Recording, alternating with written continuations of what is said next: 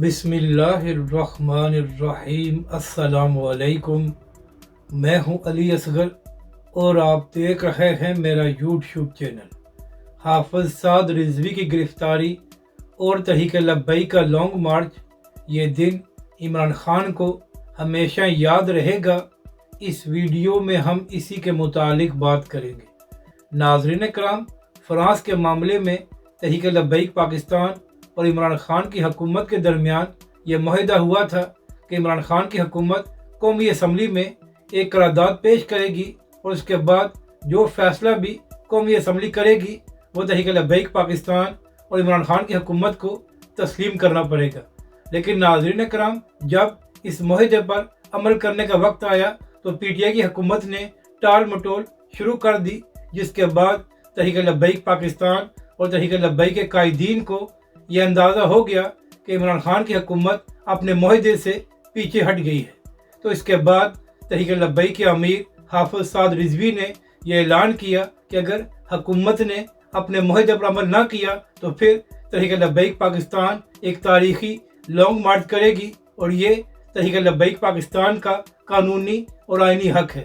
تو ناظرین کرام، جیسے ہی تحریک لبیک کے امیر حافظ سعد رضوی نے یہ اعلان کیا تو دوسرے ہی دن بغیر کسی وجہ کے تحریک لبیک کے امیر کو گرفتار کر لیا گیا اور پھر کئی مہینے تک تحریک لبیک کے سربراہ حافظ سعد رضوی کو نہ ہی عدالت میں پیش کیا گیا اور نہ ہی کسی کو تحریک لبیک کے سربراہ حافظ سعد رضوی سے ملنے کی اجازت دی گئی۔ اور پھر ناظرین کرام، بالآخر 2 جولائی کو تحریک لبیک کے سربراہ حافظ سعد رضوی کو عدالت میں پیش کیا گیا۔ اور ناظرین کرام، جب تحریک لبیک کے امیر حافظ سعد رضوی کو عدالت میں پیش کیا گیا تو تحریک لبیک کے سربراہ کو ہتھکڑیاں لگا کر عدالت میں لایا گیا اور ہر طرف پولیس کھڑی تھی۔ اور ناظرین کرام، اہم بات یہ تھی کہ جب تحریک لبیک کے سربراہ حافظ سعد رضوی کو عدالت میں لایا گیا تو تحریک لبیک کے سربراہ مسکرا رہے تھے، جس سے یہ سب کو جواب مل گیا کہ یہ نوجوان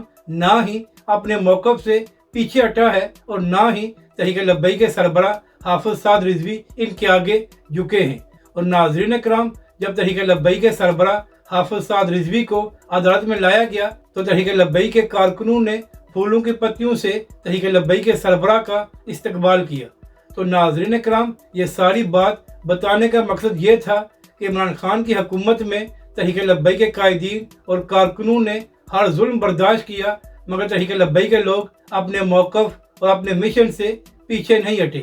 یہاں تک کہ ناظرین کرام، تحریک لبیک پاکستان پر پابندی لگائی گئی اور تحریک لبیک کے قائدین کا نام بھی 4 شیڈول میں ڈالا گیا۔ تو ناظرین کرام، آج بھی 2 جولائی ہے اور آج کے دن عمران خان صاحب خود جیل میں ہیں اور جو کچھ پی ٹی آئی کے ساتھ ہو رہا ہے وہ بھی سب کے سامنے ہے۔ تو ناظرین کرام، آج کل جو لوگ اور خاص طور پر جو پی ٹی آئی کے لوگ انسانی حقوق کی بات کرتے ہیں، تو جب تحریک لبیک کے سربراہ حافظ سعد رضوی کو ہتھکڑیاں لگا کر عدالت میں پیش کیا گیا تھا تو اس وقت ان لوگوں کو یہ خیال نہیں آیا کہ حافظ سعد رضوی ایک جماعت کے سربراہ ہیں تو ان کو ہم ہتھکڑیاں کیوں لگائیں۔ تو ناظرین کرام، جو آج کہہ رہے ہیں کہ پی ٹی آئی پر بڑا ظلم ہو رہا ہے، تو جب اسی عمران خان کی حکومت میں تحریک لبیک پاکستان زیر عتاب تھی اور تحریک لبیک پاکستان کے ہزاروں کارکنوں کو گرفتار کیا گیا تھا تو اس وقت یہ ظلم ان کو یاد نہیں آیا تھا۔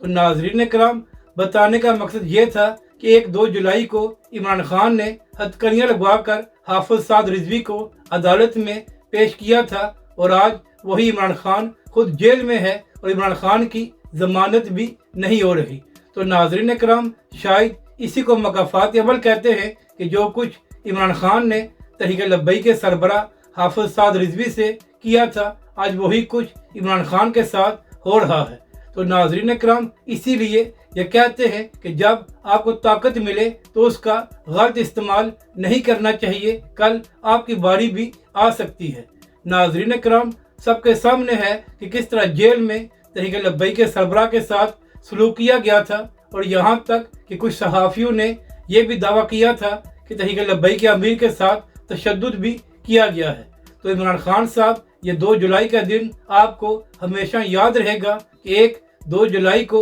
آپ نے حافظ سعد رضوی کو ہتھکڑیاں لگوا کر عدالت میں پیش کیا تھا اور دوسری 2 جولائی کو آپ خود جیل میں تھے اور آپ کی ضمانت نہیں ہو رہی تھی۔ تو ناظرین اکرام، آج اسی حوالے سے تحریک لبیک کے کارکن سوشل میڈیا پر حافظ سعد رضوی کو خراج تحسین پیش کر رہے ہیں کہ تحریک لبیک کے سربراہ نے عمران خان کی حکومت میں ہر ظلم برداشت کیا، مگر تحریک لبیک کے سربراہ اپنے موقف اور اپنے مشن سے پیچھے نہیں ہٹے۔ اگر آپ کو یہ ویڈیو اچھی لگے تو اسے لائک اور شیئر ضرور کریں